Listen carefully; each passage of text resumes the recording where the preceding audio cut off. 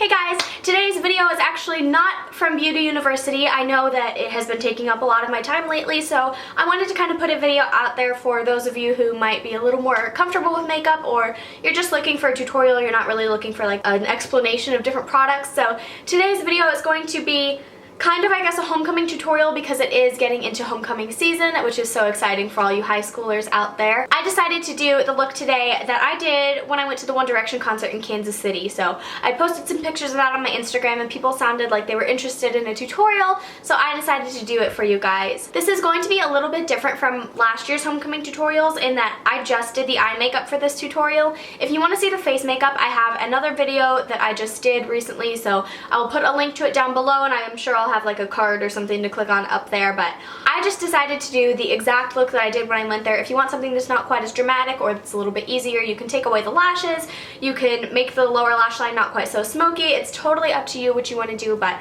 I just kind of went all out and did absolutely everything that I did when I was at the concert. So if you guys want to see how to achieve this purple smoky eye, please keep watching. Just a quick note too, this is not entirely original content. This look was taken from a Jaclyn Hill video that she did a while back that I will have linked down below for you guys, and it was basically her most flattering smoky eye on absolutely every eye color, eye shape, every face shape, every skin color, everything. Just, this was a very flattering look on everybody, and I completely agree. I think that the colors in it are very universal and can be used on a lot of different skin tones. It can be used on a lot of different eye colors, and I thought that it was definitely a great look, but I found that while I was watching that video, I had none of the products she was talking about because I personally don't own any MAC shadows just because I feel like they're generally overpriced and that there are a lot of other products that can work just as well for not as much money. So today I wanted to show you guys this look that I did entirely with the LORAC Pro 2 palette. Now,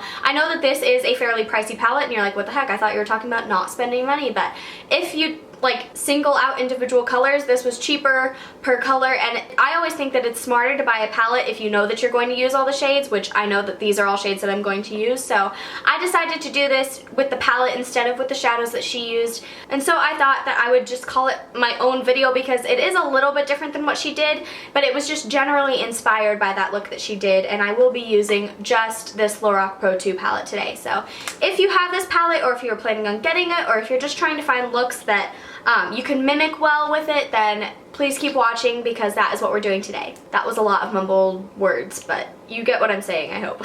Alright, let's get started. So I'm going to start by taping my eyes. As you can see, I'm using my lower lash line as a guideline there. This is a technique that you've seen me use plenty of times before. It's just something that I do to kind of create that perfect straight edge and the perfect winged look. Next, I'm just using a blending brush to apply the shade Nectar from the LORAC Pro 2 palette into my crease, and I'm using this kind of buffing it into the upper crease to use as a transition shade. I am going to be going in with another shade after this. This is the perfect transition shade. I think it adds just a little bit of warmth to this look that's using a couple other cool tone shades, so I think it just adds a little something, and I think it is a perfect transition shade for this look.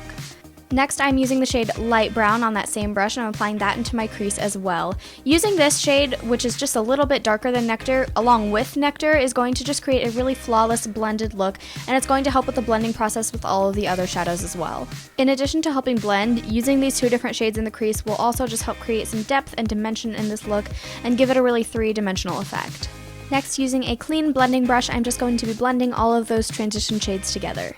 Now it's time for the star of the show. I sprayed a little bit of my e.l.f. Makeup Mist and Set onto a flat shader brush, and then I dipped it in the shade Chrome from that same Pro palette, and I'm applying this all over my lid in a very rounded shape. You want to keep it right at the crease. You don't want it to go anywhere in or above the crease, but you do want it to have that very rounded look, and you want it to be all over the lid. Sweeping it back onto that tape will really encourage that perfect winged shape, and I just think that it looks really flawless when you're done with it. So using first a patting motion and then kind of a sweeping motion across my lid, I'm just going to be applying the shade Chrome all over my lid, making sure that it is very saturated and very obvious. Once I have finished with that, I'm just going to take that clean blending brush again and blend out my transition area. Then I'm going to go in with both of my transition shades, but particularly Nectar, just to kind of blend out that area, make sure that there's no harsh lines and that it's not super obvious where one shade ends and where the next one begins. Now using a Sigma pencil brush, I'm taking the shade Plum from the same palette and I'm working that into my outer V area, almost just a little bit into the crease, but mostly focusing on just the outer third of my eye. Purple is honestly my favorite color, so I might be a little bit biased, but I absolutely love how this looks and how it kind of brings out the purple in that chrome shade. I just think it's gorgeous, and I think that purple is a great color for smoking out the outer area of the eye as opposed to like a black smoky eye. I think that purple is a very flattering look on everybody. Then you know the drill by now. I'm just taking that clean blending brush and blending everything out again so it is all seamless and perfect. Next, I'm just going to go back in with a little bit of Nectar. When I'm working with so many different shadows, especially something that's going to be a smoky eye, I like to work a lot of my transition shade into my crease area just to make sure that everything is soft and blended. Now to highlight underneath my brow bone and on the inner corner of my eye, I'm using a mixture of the shades Beige and Rosé, and I'm just using those, like I said, underneath my brow bone and then a little bit on the inner corner of my eye to highlight there. Another thing that I thought I would note here is that this appeared very similar to how Champagne Pop appears on my eyelids, so just thought I'd throw that out there for you guys if you don't have Champagne Pop and you're looking for something else to use. After that, I just reapplied a little bit of the chrome shade to my lid to make sure that it didn't disappear in all the other colors that I was applying. And now I am applying a black gel eyeliner to my eyelids using the tape as a guideline to make that perfect wing. The one that I am using here is the L'Oreal Infallible 24-Hour Lacquer Liner, and it is definitely my favorite gel liner of all time. I'm just using a combination of an angled brush on the outside and then a small, thin eyeliner brush on the inside to line my eyes in this wing shape, and it is fairly similar to how I do my other liquid liner kind of things, but just doing it with a gel this time instead. Now I am just going to lift off the tape to reveal that flawless, perfect line. Oh, this is such a rewarding feeling to see that perfect line there. And then I'm just going to go ahead and do my face makeup to complete the look before moving on to the mascara and lower lash line. After applying my face makeup, which you can see in my contour video that I will have linked down below, I'm just going to apply a generous layer of my Too Faced Better Than Sex mascara on my top lashes, and then I started doing my bottom lashes, but I forgot that I wanted to put shadow down there, so just do your top lashes for now, and then we're going to work on our lower lash line. Using a Sigma pencil brush, I'm taking the shade Plum specifically, and I'm just applying that underneath my lower lash line to create a smoky, balanced effect. For the most part, you want your lower lash line to kind of mimic the smokiness of the upper lid, just because it looks more balanced and more natural. I guess not more natural because these shades don't appear naturally on your face, but you know what I mean. So I mixed a little bit of light brown in with Plum as well, just to make sure that it was balanced and looked right. Next, I am applying my mascara on my bottom lashes as well, now that I've applied the shadows down there and there's nothing to mess up the mascara. So this is the right order to do them in. I was just a little absent-minded before.